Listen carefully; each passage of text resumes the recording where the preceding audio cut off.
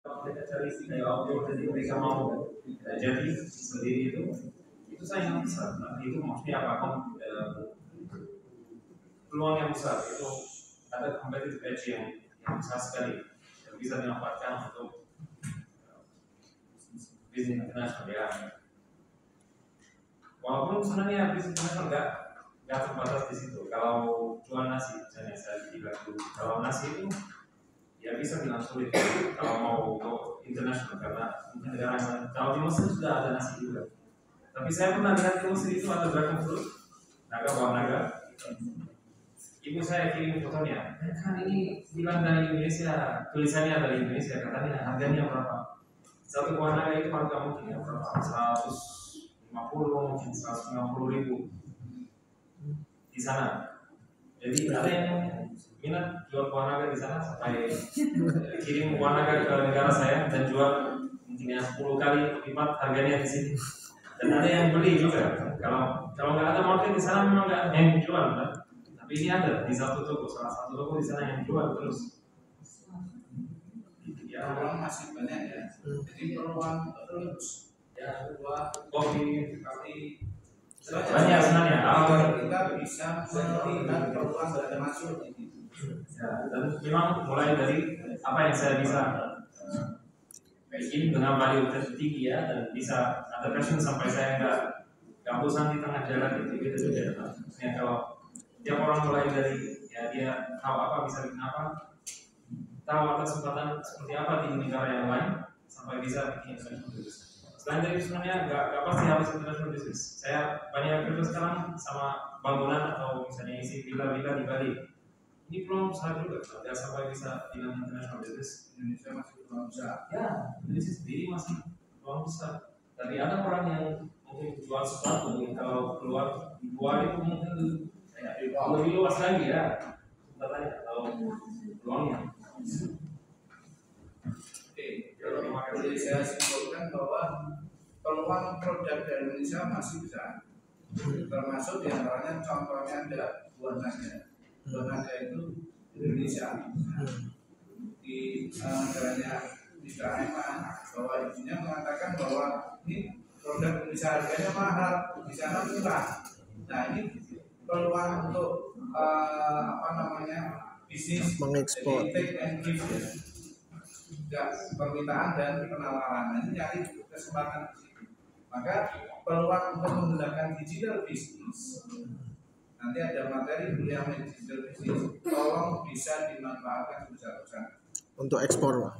Ya, bisa ke ekspor, bisa ke nasional, bisa ke lokal. Cuma gini Pak, kalau di Jepara kan kebanyakan kalau lokal pandai lah mereka, tapi kalau untuk melangkah ke ekspor banyak takutnya gitu. Tadi disampaikan di Seraiman, kita harus bisa membaca peluangnya dan kita sesuaikan dengan passionnya, jangan ikut-ikutan. Ya, Pak, lagi person karena apa pertanyaan tadi.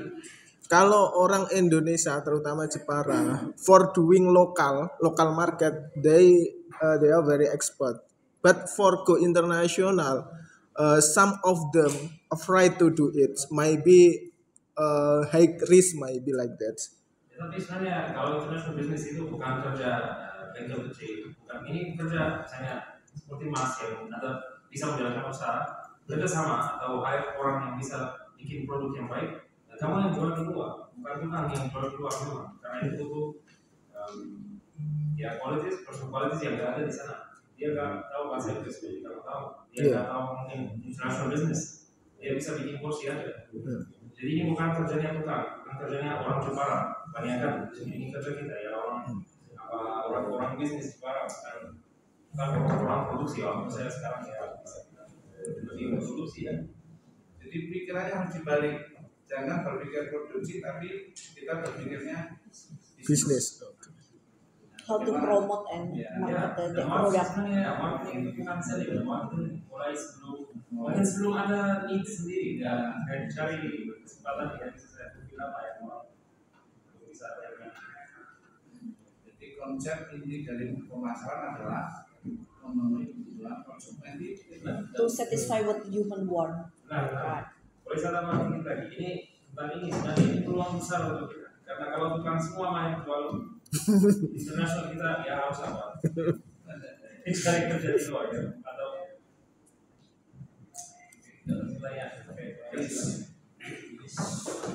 Okay, thank you so much for the experience you have shared today.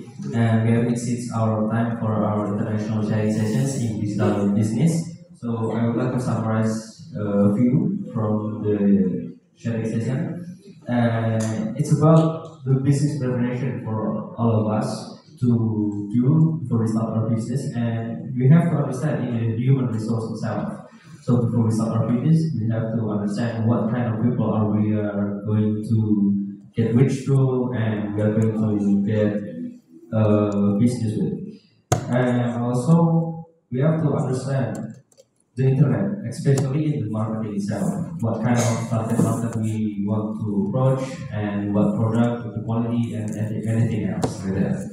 And I would like to thank you to Mr. Aiman, Mr. Lalit, and Mr. Murtaza, who has been willing to be our Yes. guest, precious guest, precious guest. Start. Yes. Start.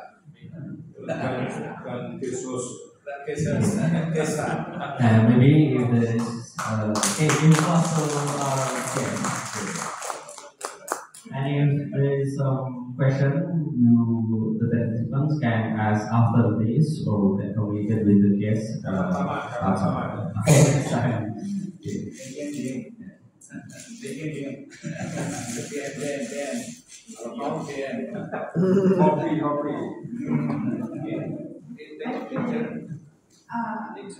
Okay, so the last one we will have taking a picture together. Okay, so let's prepare, guys. So ladies and gentlemen, we have reached the end of our event. As the MC, I'm Linda. I'm Austin. I would like to say thank you very much for your nice attention and presence. Wassalamualaikum warahmatullahi wabarakatuh.